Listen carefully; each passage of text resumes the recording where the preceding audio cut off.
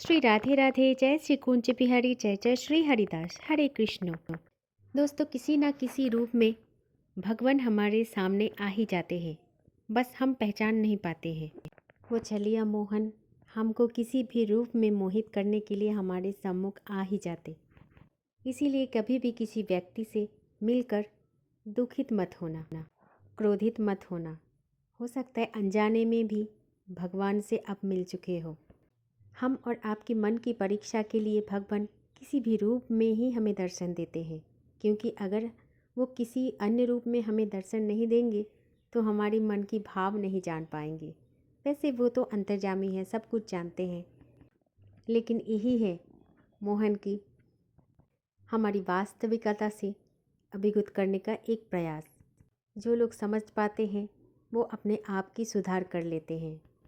इसीलिए हर एक इंसान पर, हर एक व्यक्ति पर, हर एक जीव पर अपना प्रेम भाव बनाए रखना। चाहे भगवान किसी भी रूप में आ जाए, उनके प्रति हमारा प्रेम भाव 100% होना चाहिए। कहते हैं जत्र जीव तत्र शिव। जहाँ जीव होते हैं वहीं पर ही शिव जी भी होते हैं। दोस्तों, आज एक कहानी आप सभी को मैं सुनाती हूँ। उस कहानी से आपको ये भी पता चलेगा कि भगवान कैसे आते हैं भक्त से मिलने के लिए किसी भी रूप में। एक जगह पे एक ब्राह्मण था और वो ब्राह्मण भगवान श्री कृष्ण के मंदिर में निष्ठापूर्वक सेवा करता था। हमारे लाडला बिहारी जी को स्मरण करते थे। उस ब्राह्मण की दिनचर्या में हर वस्तु पहले भगवान को ही समर्पित कर देते थे। लेकिन दोस्तों, उसकी पत्नी को ये सब कुछ पसंद नहीं था, ऐसे भक्ति पसंद नहीं था। उसकी पत्नी हमेशा उसको ताना मारती थी, अरे कोई पत्थर की मूर्ति ऐसे खाते भी नहीं है जो तुम इस तरह से हर चीज़ों को मंदिर में चढ़ाते हो। ठीक उस तरह एक दिन घर में वो ब्राह्मण ने लड्डू बनाया और ब्राह्मण ने भी लड्डू उठाया और मंदिर की ओर चल दिया। और तभी पीछे से पत्नी ने ताने मारते हुए कहा, देखो तुम लेके तो जा रहे हो मंदिर लड्डू, लेकिन इस बार भगवान को ना खिलाए बिल्कुल नहीं लौटना। और मैं भी देखती हूँ कि पत्थर की मूर्ति कैसे खाते तुम्हारे बनाए हुए लड्डू।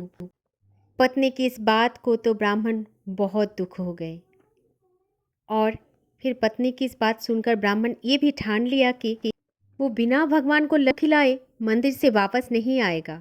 इसीलिए मंदिर पहुंचकर वो सबसे पहले भगवान को लड्डू चढ़ाया।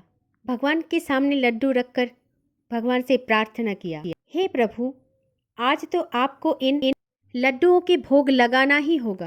ये बोलकर वो ब्राह्मण एकाग्रचित्त होकर वहीं पर बैठ गया। देखते देखते कुछ समय बाद बहुत सारे मक्खियाँ आकर लड्डू के ऊपर भिनभिनाने लग गई। ये सब कुछ देखकर ब्राह्मण को बहुत दुख हुआ और ब्राह्मण ने उन्हें भगा भी दिया। इसकी थोड़ी देर बाद ही बहुत सारी चींटियाँ लड्डू के आसपास दिखने लगी। फिर ब्राह्मणों ने चींटियों को भी हटा दिया और कुछ ही देर बाद बाहर खड़े हुए कुछ कुत्ते दिखाई दिया और कुत्तों की नज़र उस लड्डू पर ही था। फिर एक समय 2 कुत्ते भी आ गया अंदर लड्डू खाने के लिए। ये सब देखकर ब्राह्मण एक डंडा लेकर कुत्तों को भी भगाया। इतने में ही एक भिखारी आया और एक लड्डू उठाने की कोशिश किया।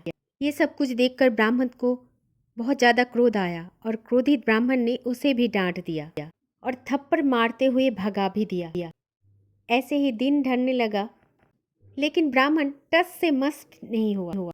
उसने ये निश्चय कर लिया था कि आज भगवान को मैं लड्डू खिला के ही घर जाऊंगा। ऐसे ही देखते देखते शाम हो गया और फिर रात भी हो गई और फिर मंदिर में जो लोग थे वो भी धीरे धीरे घर को वापस जाने लगी। अब तो ब्राह्मण का धैर्य भी टूटने लगा। उसे बेहद गुस्सा आया और भगवान को कोसते हुए बोला, मैंने आपको इतने वर्षों से सेवा करती रही हूँ, सब कुछ बेकार हो गया, क्योंकि भगवान आपने तो मेरा भोजन आज भी नहीं स्वीकार किया। इतने गुस्से हो गए थे कि ब्राह्मण ने सब लड्डुओं को बाहर फेंका और घर की तरफ चल दिए। ब्राह्मण जब समस्त लड्डू मंदिर के बाहर फेंक दिया, तभी भिखारी, कुत्ते, चिट्टी और मक्खियाँ सब मिलकर लड्डू खा रहे थे और ये सब कुछ देखते देखते ब्राह्मण उदास मन से घर चले गए। और घर जा पहुंचने के बाद उसके पत्नी ने उसे चिढ़ाया और बोला, क्यों, क्या हो गया? भगवान ने लड्डू खा लिए ना, या नहीं खाए? पत्नी के ये सब ताने सुनकर वो निराश होकर घर के अंदर चुपचाप चला गया और फिर सो गया। फिर रात को भगवान उसके सपने में आए और मुस्कुराते हुए कहा, लड्डू तुम्हारे बहुत स्वादिष्ट थे, लेकिन अगर सुबह ही खिला देता तो मुझे दिन भर इंतज़ार ना करना पड़ता। मुझे तो लड्डू खाने के लिए कई रूप धारण करके आना पड़ा। कभी मैं मक्खी के रूप में आया, कभी मैं चींटी के रूप में आया, और कभी तो मैं कुत्ते के रूप में भी आया, कभी मैं भिखारी के रूप में भी आया, लेकिन तूने तो किसी को भी खाने नहीं दिया। अंत में जब तेरा धैर्य टूट गया तब हम तेरा फेंका हुआ लड्डू जमीन से उठा कर खाया, जिसमें बहुत सारी मिट्टी भी लग गई थी। देख, अगली बार मुझे अच्छे से लड्डू खिलाना। ये सब कहकर भगवान अंतर ध्यान हो गए।